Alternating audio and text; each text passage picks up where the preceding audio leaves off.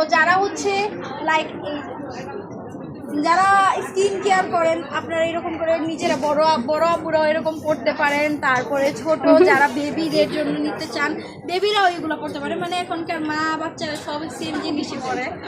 তো বাচ্চার জন্য কিনলো আলটিমেটলি মাই পরে, আমি খালি পারি না। আমার খুব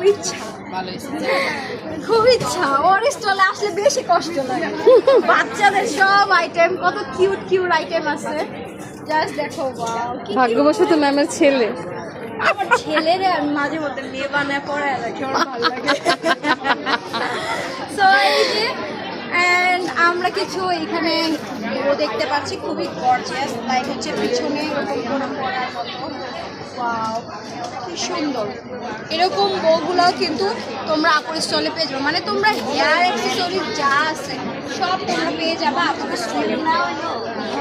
থ্যাংক ইউ বাপু।